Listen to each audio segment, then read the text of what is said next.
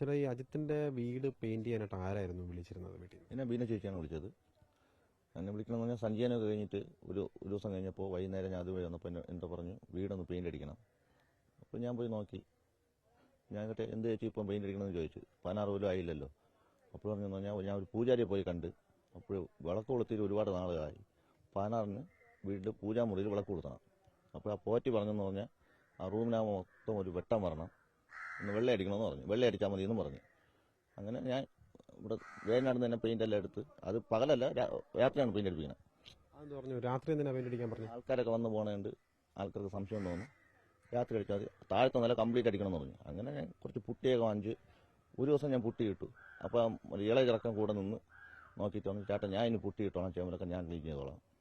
ഞാൻ ചെല്ലുമ്പോൾ റൂമിനകത്ത് ഒരു സാധനം കാണില്ല, ഫുള്ള് ക്ലീൻ ചെയ്ത് പുട്ടിയിട്ട് ക്ലീൻ ചെയ്ത് തറയും ക്ലീൻ ചെയ്ത് ഇട്ടിക്കും. ഞാൻ ഒരു 7 മണിയാകുമ്പോൾ ചെല്ലുന്നു, ഒരു 10-11 മണിയാകുമ്പോൾ ഒരു റൂം അടിക്കും. പിന്നെ ഞാൻ ഇപ്പോൾ ഹാളിൽ ഇറങ്ങിയപ്പോൾ പറഞ്ഞു, ഇനി ഹാൾ ചെയ്യേണ്ട, നീ മുകളത്തെ റൂം കൊണ്ട് അടിക്കാൻ പറഞ്ഞു. പിറ്റേ ദിവസം 2 ദിവസം കഴിഞ്ഞാണ് പിന്നെ ഞാൻ പോകണം. മുകളത്തെ റൂം അടിച്ചിട്ട് അപ്പോൾ ഞാൻ വിചാരിച്ചു ഇനി ഇഷ്ടം പോലെ സാധനം ഇരിക്കണം, ഇങ്ങോട്ട് അടിക്കണ്ടേ, മതി രണ്ട് റൂം മതി, ഇനി നമുക്ക് ഇതെല്ലാം കഴിഞ്ഞിട്ട് അടിക്കാമെന്ന് പറഞ്ഞു. വീട് പെയിന്റ് ചെയ്യാൻ പറഞ്ഞാണ് ആദ്യം വിളിച്ചത്. വീട് പെയിന്റ് ചെയ്യാൻ തന്നെ വിളിച്ചത്. 2 റൂം അടിച്ചു കഴിഞ്ഞപ്പോഴേക്കും വേണ്ട ഞാൻ പറഞ്ഞു മതിയെന്ന് പറഞ്ഞു. ബാക്കി സാധനങ്ങൾ അവിടെ തന്നെ ഇരിപ്പുണ്ട്.